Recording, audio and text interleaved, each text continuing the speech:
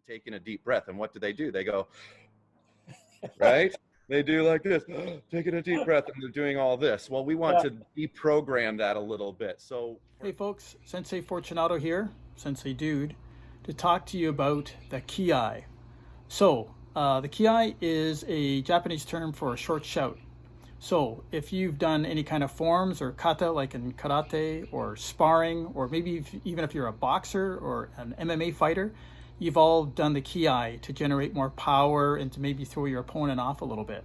So, I've talked to other martial artists about how to do a KIAI, but I thought I'd go outside the box a little bit and talk to a professional singer. So I interviewed Chris Arnold. Chris is a barbershop singer. He's a professional. He's sung all over the world. He also instructs.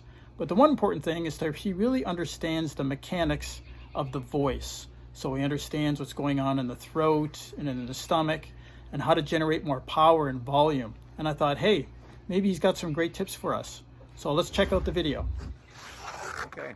So, hey, Chris, how's it going? I'm good. How are you doing, Forge? Good. I like the outdoor scene in behind you there with the trees Yeah, and everything. Yeah. it's nice. Beautiful day today.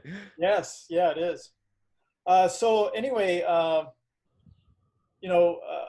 know we've had this conversation about this topic we're going to be talking about, but I think people that are watching this want to get a little bit of your background. And I'm trying to take my glasses off here. I don't need them. So I know you've been singing pretty much all of your life, and you've come from a musical background, and you've directed, you've produced, you've performed, you've been in quartets that have won all kinds of awards. But maybe you could just tell us a little bit about your background, and then we can talk about why we're having a conversation today. Sure. Yeah, well, you kind of covered it there. Like you say, I've been singing all my life, and primarily in a cappella and specifically barbershop styles. I grew up with that style from the time I was basically a toddler and grew up with that sound in my ears. But that particular style encouraged me to explore my voice and allow it to sing and allow it to talk. And a lot of people say I've got a big voice and a big laugh and a big big speaking voice. So, and that just comes from a lifetime of just letting my voice out. Right. I've noticed one thing about you, because so my wife is in one of your harmony groups, and you've taught her private lessons. And I Right. remember you guys did for my birthday. You came in and you guys did this performance, and I can't remember what song you were singing, but you were able to get your voice extremely low and then extremely high. Like it was just the range, just it blew my mind. Uh, Right. so is that something you've been able to do all your life? Like it's just, or you've had to train yourself, or? Oh, definitely have had to train my voice to be able to do that, because just like anybody, it's gone through lots of changes, and in particular, men's voices go through huge changes throughout their lifetime. So yeah, I struggled with having to figure out how to make my voice work throughout all of those changes, and it hasn't always been easy, for sure. Oh, okay. So there is work and practicing and technique and all that stuff involved. Absolutely. And I continue to learn and practice and work on my technique. It's not there's never an arrival point where you get to a point where you say, yeah, I've got it now. There's always more. Okay, so that's interesting, because now we're going to be talking about the parallels between singing and karate. And it's the same thing for me. It's always learning. It's a lifetime, of search.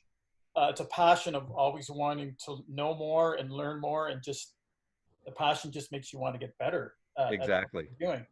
And so one of the things we were talking about is a kiai. And for those that don't know what a kiai is, it's a Japanese term for a karate shout. It's a quick sound that you do when you're doing, let's say, a kata, like a routine, almost like a routine dance form, or maybe you're fighting and you yell. And the kiai is designed to help you generate a little bit more power, possibly scare the opponent, and and then the KI can change depending on the type of move that you're doing. Hmm. But as you know, for a lot of students and even for myself, sometimes we have trouble with, you know, what is that KI? How should it sound? How do we make it perform to the best of our abilities and work effectively for us? A lot of us, when we go to KI, we think about power, and then we end up tightening up our chest and our throat, and then it feels forced and it doesn't feel natural. And I remember a few years ago training with a karate master out of Okinawa, and he just had us count, and he when he counted, it just like it echoed, it went really far, and he just looked like he wasn't doing anything. His body seemed very relaxed and natural. And the rest of us were like, I felt like my voice was getting sore after trying it a few times. Right. So then I thought, you know, who best to talk to but somebody who understands how the physically the vocals work, the mechanics of it, how to use your breath, like all of that stuff. So Right.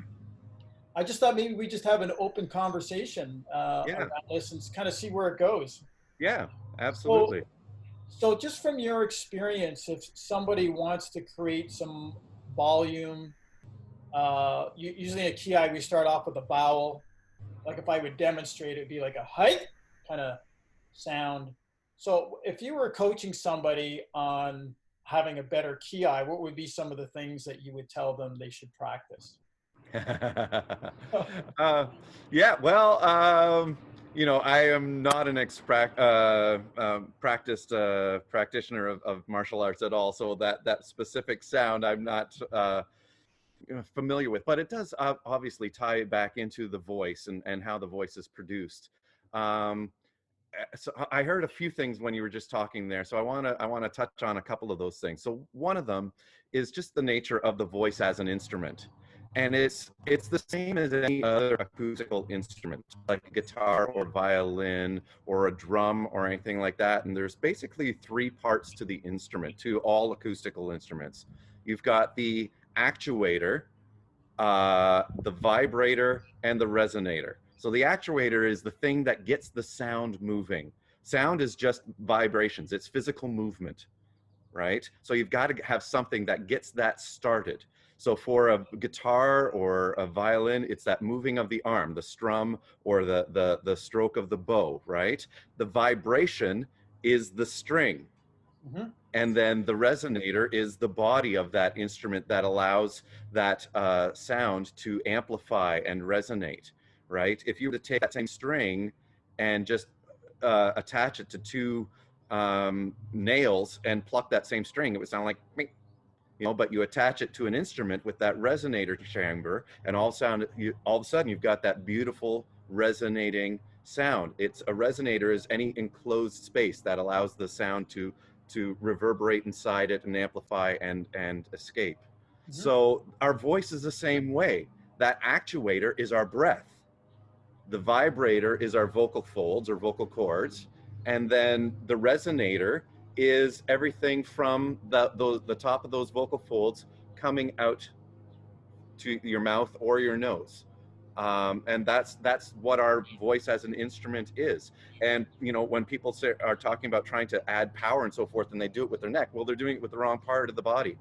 They're doing it with the wrong part of their instrument, right? Okay, that's interesting. They're trying to do it with the vibrator, and there's very delicate muscles involved there. And as you know, you're not going to get power through using delicate muscles. Right. Right? It's not going to happen. You want to use muscles that are more attuned to doing that, and using the muscles and parts of your body that are required to create that sound.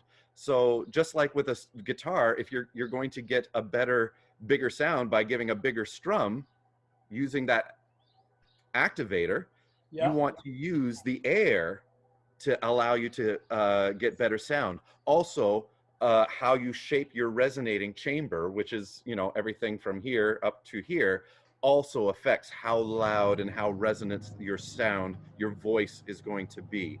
And we're the only instrument that is able to um, constantly manipulate what that resonating chamber sounds like or is shaped like.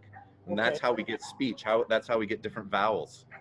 Okay, that's interesting. So, if I were to recap there, you broke that into three parts, which is really interesting. The activator, the vibration, Yep. correct, and the resonator.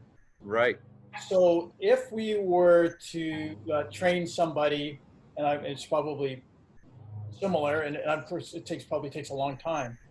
So, if we're talking, what would we need to do to work on the activator part? Like, how can you go a little deeper on that first part? Absolutely. So the activator for us is our breath, right? Okay. And we want to make sure that we are breathing in a way that's going to be um, full but efficient. Hmm. All right. And uh, as singers, and especially amateur singers, we've had all kinds of stuff thrown at us as to how that is done. We've heard things like sing from the diaphragm, and it's like, Yeah. well, what is that, and how do I do that, and how do I feel what my diaphragm is? And there's a lot of things about that are a little bit confusing. Mm. Um, so for singing and talking about breathing and so forth, well, we all have a basic understanding of, well, how do we breathe? What organs in our body are involved with breathing? And most people would say lungs, right? Yes. Lungs are involved with breathing, right? And the Yes. lungs are here in your chest, right? They Yes. fill up the rib cage along with your heart and a few other major vessels and nerves and stuff like that. But that's pretty much it. Is that chest is filled up by your lungs. But that for the purposes of singing, that's actually not where we want to focus the breath. And you'll hear people talking about breathe from your belly, and Mm. that's absolutely true. And people will go, well, how do I breathe from my belly? The air doesn't go into your belly, and no, it doesn't. But you can think of that air. Um, so we've got this. Our torso is in two sections. You've got the rib cage, or the thorax. If you Yeah. think of it in insect terms, right? You've got the head, you've got the thorax, which is the mid body, and then you've got the abdomen. Same Right. thing with us. We've got the head, we've got the thorax, which for us is the rib cage, and then we've got everything below that, which Hmm. is the abdomen. Hmm. And the thorax is an open system. In other words, it expands and contracts, and air passes in and out. Hmm. The abdomen is a closed system, and you could think of it like a water balloon. If you put pressure on it, something's going to bulge somewhere else out, Mm. right? Whereas with the thorax or the rib cage, it can expand and contract. So you can think of it like the rib cage is like an accordion, Yes. where it can do this very slightly. You don't want to do your breathing all like this, but it has that sense of being able to go in and out, and air passing in and out of that. Whereas the abdomen is like that water balloon. And what separates those two things is your diaphragm. Mm. Diaphragm is a muscular sheath that's basically like a shelf that separates those two parts of your torso. Mm. And all that passes through it, there's a little hole towards the back, towards your spine, that allows the esophagus to pass through and your major blood vessels to pass through. And that's basically it. The rest, it keeps the two things separate. So when you breathe in, and in relaxation, your diaphragm muscle is relaxed like a parachute or an umbrella shape underneath your lungs. In that relaxed state, it's like that. When you breathe in and it contracts, it flattens out. Okay. Its state of contraction, the muscle's state of contraction, is to pull it flat, and that draws in like a vacuum the air into your lungs. But underneath that, you've got all your organs. So when it goes like that, those organs have to go somewhere. So they end up bulging out in various places.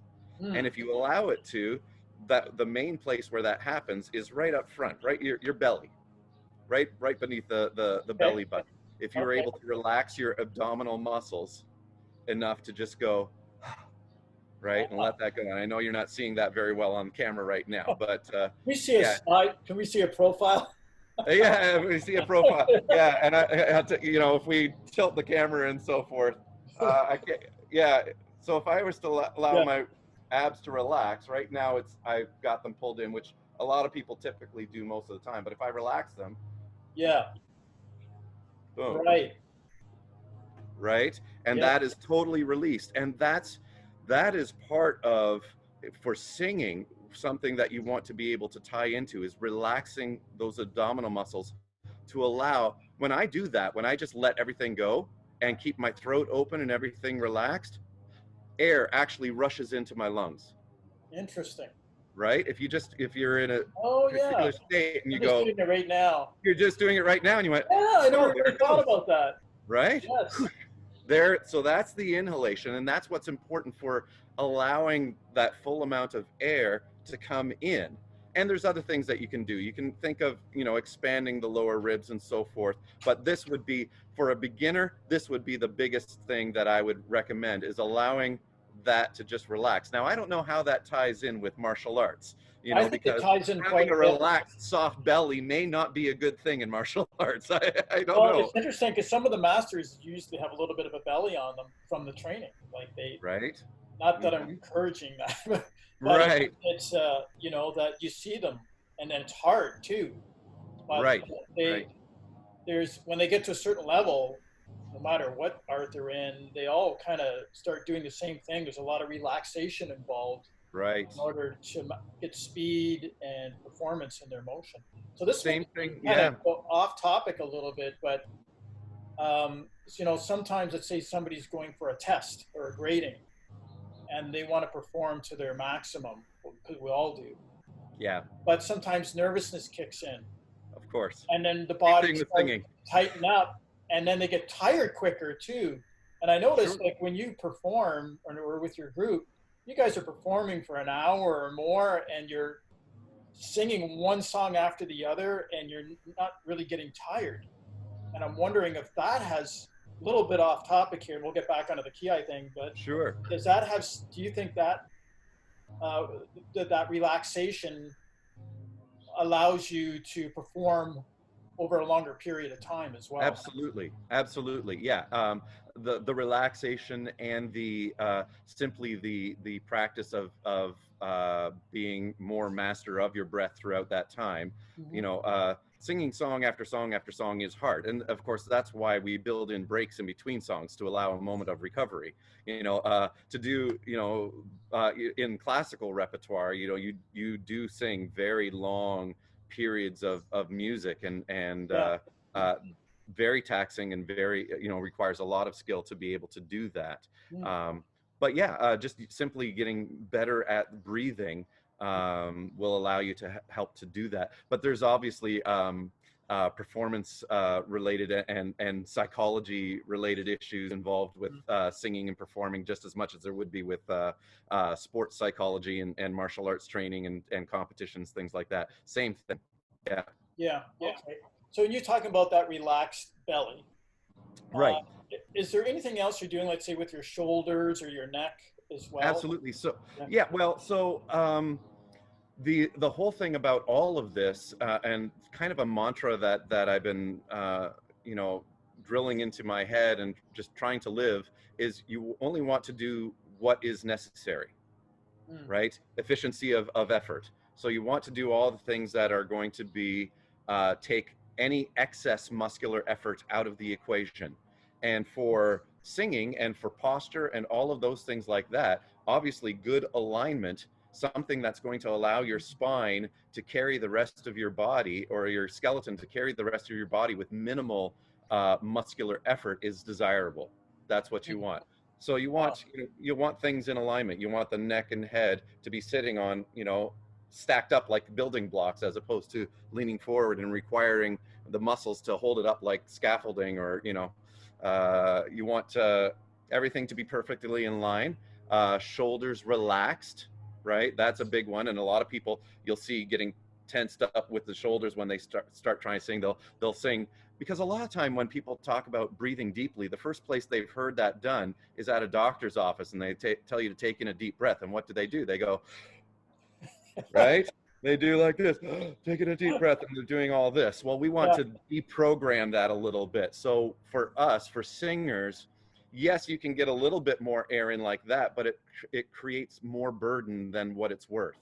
Hmm. It creates more tension than what you're gaining by Yeah. trying to.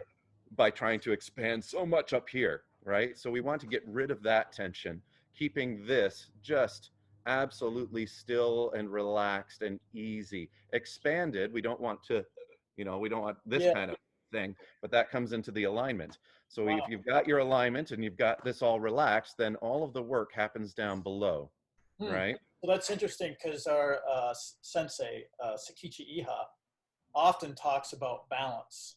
Mm-hmm. So even when we're moving, it's like come to balance, come to balance.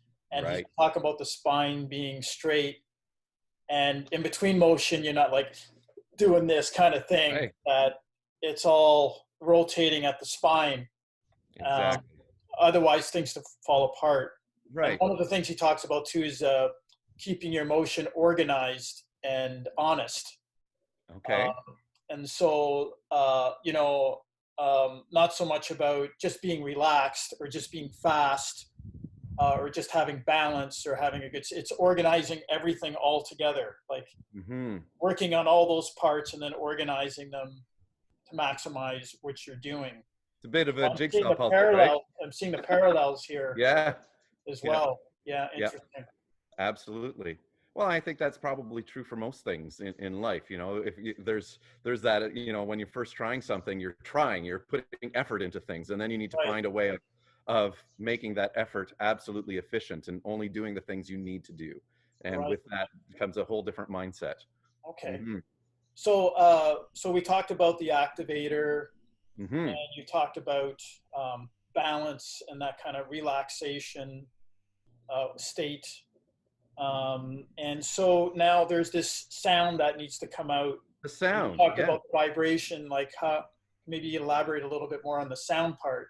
Yeah, well, in that breathing part, we've only really talked so far about the inhalation, but there's Mhm. the other side of it, which is the exhalation, and that's when sound comes out, right? Okay, all right. Yeah, exactly. So from a breathing standpoint, those abdominal muscles, you want to be able to relax them to allow the air in. Then what happens is there is a controlled contraction of those abdominal muscles and other muscles, but let's talk on a simple basis right now. The abdominal muscles, those are what is called, that's how you get support. And people talk about, oh, you need to support more. Well, what does that mean?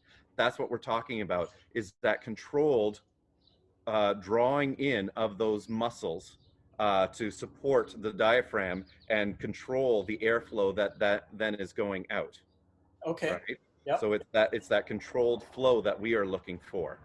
And um, so how we do that, there's a helicopter going over, you might be hearing in this video. We'll see what happens. Wait to see Um, something like a SWAT guy come down on a rope and behind you. yeah, right.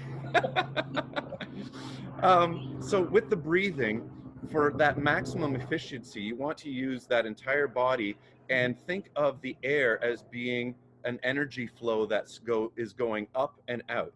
And we want that all of that energy to be used and released all in one direction.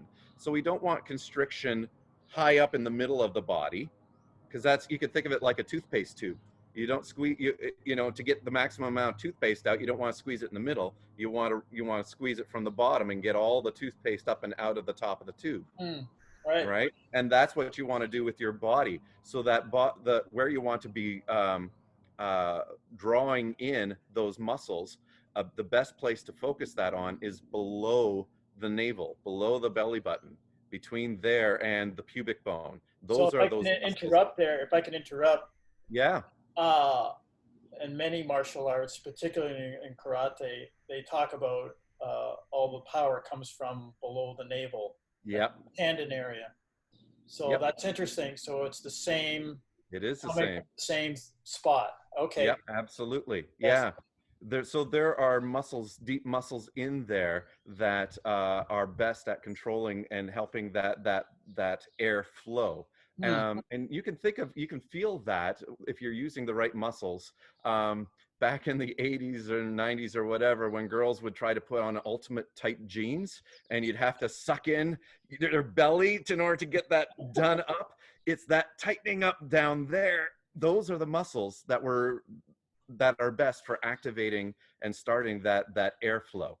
So Hmm. if you take your hand and with your thumb just resting on your belly button so that your hand is basically covering your lower abdomens, That's, you allow that air in and you feel it come out, yeah, and yeah. then you slowly draw out. And here's an exercise that you can do. You can just do a shh and then let it go. So this is the exercise, a starting breathing exercise that would be great to work on, is just do a shh. And as that shh is happening, your hand is drawing in where I just told you to place that your hand on your lower abdomen. So the shh is going shh. And then the let it go is that inhalation where I told you to release those Yeah. abdominal muscles. And it just goes, Oh, oh, did you right? breathe in on that second part? Did you breathe in or Yeah, breathe in? exactly, Okay, so exactly. you go. So the exhalation is the shh, and then breathing in, and you Oh, do that in a cycle. yeah.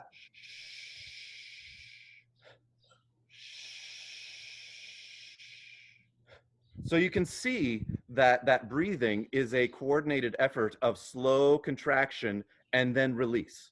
Okay, so you want to make sure you don't do Contraction. that out in public, like in a Starbucks line or something like You could. that. Okay. Oh, that's wow. That's interesting. Wow. Yeah. Okay. One of the other things I noticed in your original demonstration is when you did that hi, Yeah. right? And it started with an H sound, Yes. which is a great thing to start with voice as well as with Mhm. karate, because what that's doing is making sure that you are starting that airflow first before bringing the voice in. Your vocal folds, when you're just breathing, they are like this. They're separate. They're apart. They allow the air to pass through them, and you don't create any noise when they're fully Mhm. apart. The Mm. way that noise is created with your voice is by bringing them together, and all of a sudden you've got like two reeds coming together that Uh, vibrate against each other. mm, And so when you do that hi, you're yeah. starting the airflow is starting, and then it brings those vocal folds together and Right. creates the voice.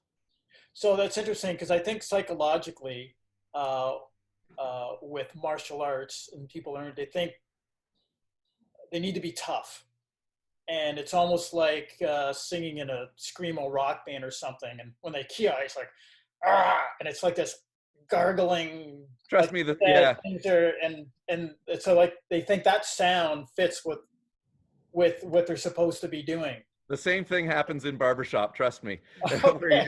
you get novices and they think that, louder is better, and so they push and scream and, tighten everything Yeah. up to make the loudness happen. Right. Whereas the masters who do it, simply doing it by allowing that sound to expand and to working together to make their combined voices Mm. expand on each other. So I use Yeah, an analogy at the club. Do your motion or like you're reading the newspaper.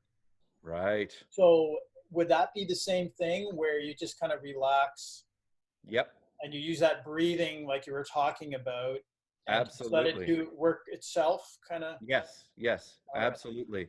One of the things, in a performance art like barbershop singing, a lot of the emphasis is put on visual as well as vocal.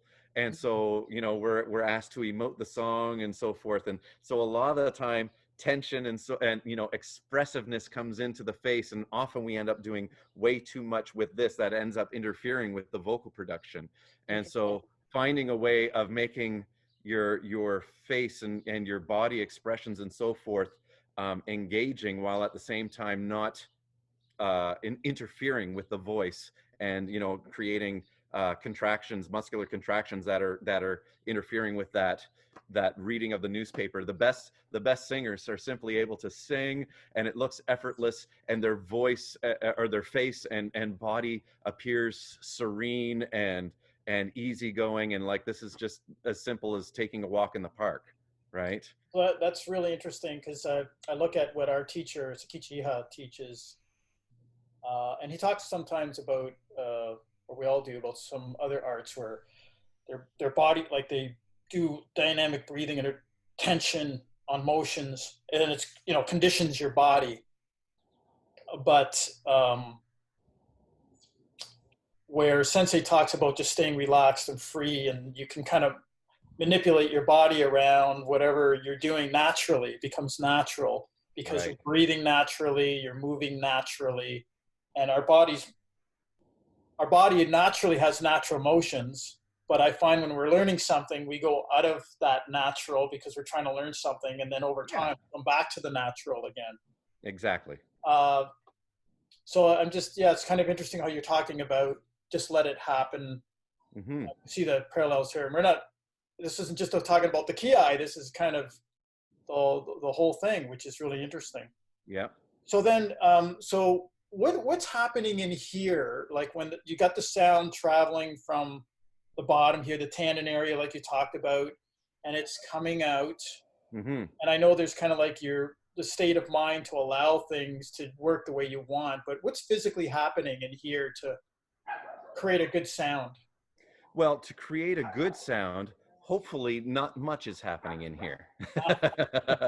So there are muscles, intrinsic muscles in the larynx, inside the larynx that create that cause Yes. these vocal folds to come together, and also to change their shape and what they look, their tension. There is going to be some tension. You can't pluck a string that isn't under tension and expect any sound to come out. So there is going to be tension in there, but you want it to be created by the muscles that are inside the larynx, which are things like the cricothyroid muscles, the muscles that connect all of the vocal folds to the different cartilages that are inside the larynx. You want those muscles to be activated. And the vocal folds themselves are muscles, the Right. vocalis muscles. Mm-hmm. So those are muscles as well, which are allowed to constrict and contract and do their thing, which help to control pitch and so forth. But what happens when people are trying to help it out is they often end up using other muscles that are outside the larynx. Mm. Some muscles that are in slang terms called strap muscles, which are basically the ones that support and suspend the larynx where it is. The larynx, you can think of in the anatomy of the larynx, you can think of that whole structure, basically this up to here. A great analogy that I heard from one of my teachers is like a hot air balloon, and it gives a great visual dynamic as well, where your head, the skull, is the hot air balloon. Below that is a structure that would have the blower, the flame and so forth suspended from, and that blows that hot air. In our body, that would be called the hyoid bone, and it's a bone. It's a C-shaped bone that sits in your throat, basically right at the crotch of your neck and chin, right in there. You can probably feel a hardness in Yeah, there. yeah, yeah, yeah. Yeah, that is called your hyoid bone, Wow. and it is the only bone in your body that isn't somehow attached to another bone. It sits there freely all on its own. Really? It's the Okay. only one. Yeah, and from there are muscles and tendons and so forth that then suspend below that the larynx, which would be the basket of the hot air balloon. Wow. Wow. And you could see, in a hot air balloon, if you didn't have all these ropes coming down and attaching, to that structure and to the basket and so forth, they would all go all over the place. And that's what we have with our muscles and tendons and ligaments, is this suspension idea of the head, and suspended underneath that is the hyoid bone, and suspended under that is the larynx. Okay. Okay. Yeah. And what happens is these extrinsic muscles and tendons try to help the larynx do their job by creating force, creating pressure, by creating tension. Okay. And it does, in some ways. It will help, like it will help you to create a louder sound temporarily, Mm-hmm. but it's not efficiency of effort, and it's Okay. using muscles that weren't meant to do that job. And after a while, it's going to create other issues, create more tension, create um, uh, problems with the voice. Adding extra tension it can create a number of different issues. I'm not going to, I'm not a Sure. doctor Yeah. or Is whatever, that but kind of like you hear some singers, they use that raspy voice, and after several years of doing it, they have to go in for surgery? Yeah, yeah, That pretty yeah, much, absolutely. yeah. Yeah, there's a lot of there's a lot of misuse of the voice that can create things like polyps on the vocal cords, Mm. or nodules or nodes, which are essentially like calluses. They're like, Mm. when you have, get a callus on your finger from overusing, We get or them on using the a knuckles. lot, a tool. Yeah. Yeah, right. Calluses on our knuckle from hitting things. Yeah. Right, absolutely. Well, those calluses are being built up as as your body's defense mechanism to help defend it against constant abrasion or friction. And that's the same thing if you're misusing your voice. Is it says, oh, okay, well, this is slapping in a weird way, in a harsh way that Mm. it's not intended to. So we're going to build up a little callus there to protect itself. Ah, But right, then you get something that is less than beautiful, less than pristine voice. right. Hmm. Interesting. So Hmm. it makes you think too that when somebody's doing, let's say, like a karate punch, and our sensei says, relax, save your power to the end, and he always talks about go 0 to 100, boom, boom, right? And if you have any tension, it slows you down. Right. But then what happens? Let's say if you're kiaing and you're throwing your punch, that as people are learning, it's like they're tight in the beginning, but there should be a little bit of tension for spring. But as it comes out, they get about halfway and they start tightening up. And then if they kiai, then their kiai gets tight too, and they're like, you know, Right. um, and, and it's almost like it all comes up in here through the Hmm. shoulder, chest, and into the neck, and then they hit. Where when I'm listening to you, I would think that you just stay relaxed, and then you relax, and then on contact, the power at the end, yeah, and then relax again right afterwards. Right. Not keeping the tension up here, as you were saying here, that causes some of these problems. Yeah, I'm absolutely. just trying to bring some parallels. I'm trying to learn from what you're saying here. Well, and we talked the last time before as well about how having tension here in some disciplines helps, like bodybuilding, right? Yeah. Because this your vocal cords are essentially a stop valve. They're, if you go, it's your vocal folds Somebody's singing in the that are background. stopping that air from coming out. If you try to Yeah, put pressure, yeah, that's bringing the vocal folds together, and yeah. it's stopping that. But Mm. that obviously for bodybuilders, they're able to get more power from pressing against that compressed air Right, inside of them, right? So they gain something like that. Now, I've heard people who do both bodybuilding and singers need to sort of recondition themselves to not do that and allow the flow of energy to and air and so forth to help with their motions. But that's not what is instinctive to the body. right. Instinctively, you go, you Yes, bear down and you close things off to give you yes, that extra power. So there's obviously, naturally in your body, some, yes. um, credence being given to neighbor dogs. They're using their voices. Yeah, right. They never seem to lose their voices. I don't know why. I heard a cardinal singing in the background too. Are they Cardinals going and as well? dogs.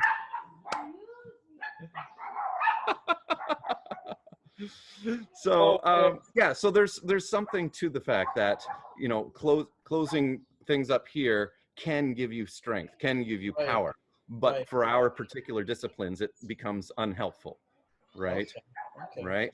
All right. So that's interesting how you broke that up into the activator, the vibration, and the resonator, and then you went in on those different parts. Is there anything else that I don't know if you pretty much covered it here, but I mean, this is scratching the surface. okay, right. Yeah. So for somebody, if you were to give somebody who's passionate about the martial art, and one of the areas they want to improve is their ki or their yell, whatever language or discipline they use, what would be like the top 3 things you would tell them to practice ongoingly? I would say one thing is, and here go the dogs and the other. We're keeping this in the video, by the way. Yeah, right. Okay, good, good. We so to practice the breathing. The key, like to maximize their KIAI, what would you think would be the three things that they should practice? Let's see. Well, that breathing exercise that I talked about, the Yeah. let it go exercise, and I would tack onto that. Then the next step for that one is, hey, let it go. So adding the voice to that, right? So you're not just dealing with the breathing and the getting that happening, but then going, hey, hey, Yep. and allowing that to go. Yeah. I don't know if you can hear a thing that's going on here at all. What are they doing? Oh, that's a whole clan of dogs around here that just it's a love-hate relationship, I think. All right. Okay. Okay. So that like in karate we'll go hi. So so they do that or just say hey, like just more work on the hey part. Yeah. So when you're doing the height, you know, that there's you're tying that in with a physical gesture and so forth. I would recommend dialing it back and just a lot, you know, focusing on the voice and releasing all other you know, body tension and so forth that's involved with creating that sound. And allowing that to happen. So if I were to do it, I would do the start off with just and then breathe it in, and then on the exhale just hey, hey, like just yeah, hey, yeah, hey, hey. And when you're doing that hey, you want to focus on it being started by the breath down below and not up here. Right? Focusing on still on that same breath that you were working on with the shh, then feel that same sensation on the hey, and feel like the air itself is moving the vocal folds as opposed to you actively doing anything here. Yes. Cool. Yeah. Because the air will do that. It, you know, you only need to bring the vocal folds slightly together before that passage of air actually causes the vocal folds to vibrate together, as opposed to you actively trying to make that happen. Right. Right. So focusing on that flow of air and that allowing the voice to go. Though I mean, I would say that those are the two big things right there. Beyond that, your power is going to be in making sure that all the other muscles are out of the way. So there's all kinds of relaxation things that you can check on to make sure that you're doing. For one thing, if you take your thumb and place it right under there, and if you swallow, you can feel the muscle bulge out. That's the root of your tongue. And that root of the tongue is the root of many tension issues when it comes to voice and so forth.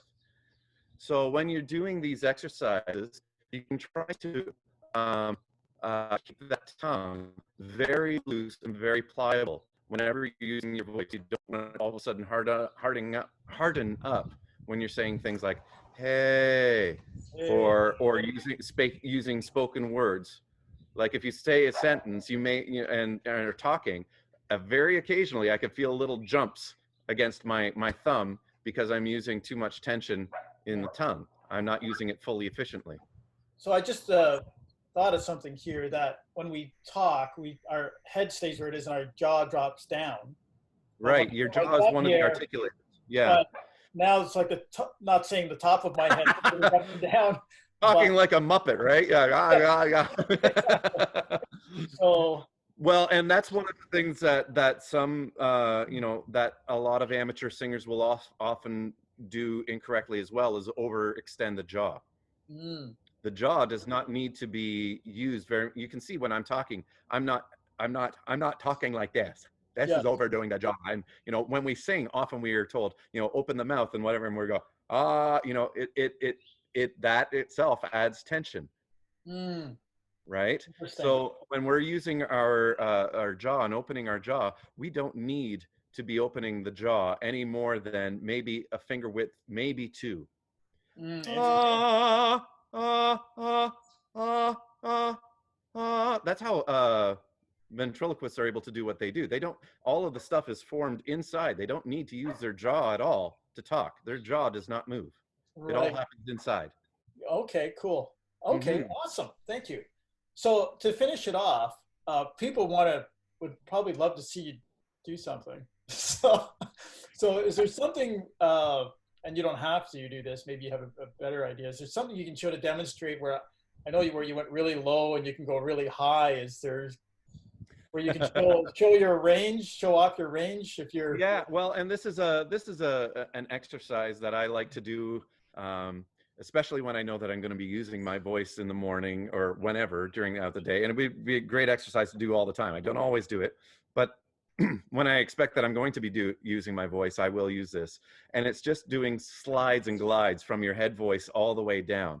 So I will do it starting on an oo or an e because those are the easiest vowels to start up in what is called your head voice. Some people will call it a falsetto, Mhm. but it's that pure, it's that little girl voice that's a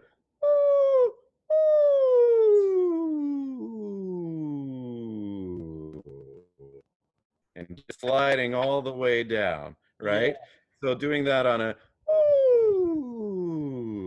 and most Wow. people at some point in there they'll go ooh, it'll crack, it'll Yeah, yeah, jump, yeah, yeah, yeah. skip a few notes, Yeah. right? And that's what we call the break or the passaggio, or Okay. there's a few different terms as far as that's concerned. Um, Ideally, as a singer, you want to be able to smooth that out and connect all the registers of your voice together, Mm. and so that it's seamless and smooth. So just doing a ooh, Wow. ah, oh, and doing those things. So Yeah, yeah, and I'm not doing those very hard or very powerfully. I'm doing that in a very gentle kind of manner right now, right, allowing that voice to slide through those right. parts. Yeah.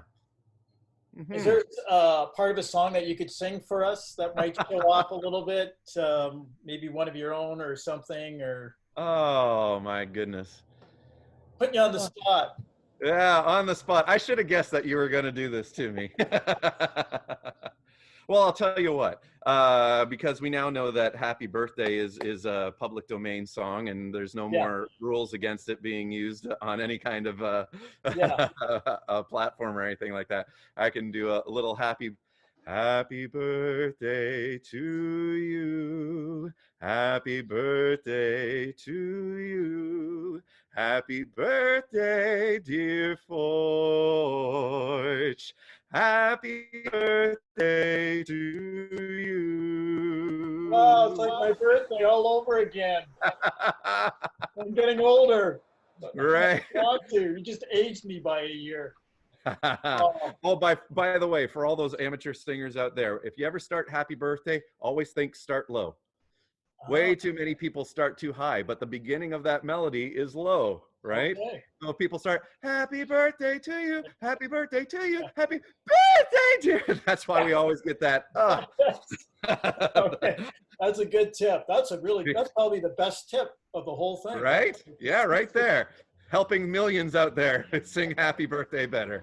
Oh man. Well, Chris, thank you so much. That was amazing. I know I learned a ton from this, and Wonderful. I'm sure everybody will. So thanks for your time today, and My pleasure. looking forward to seeing the next performance when we get past all of this stuff that's going on. But Chris, thank you very much. You bet.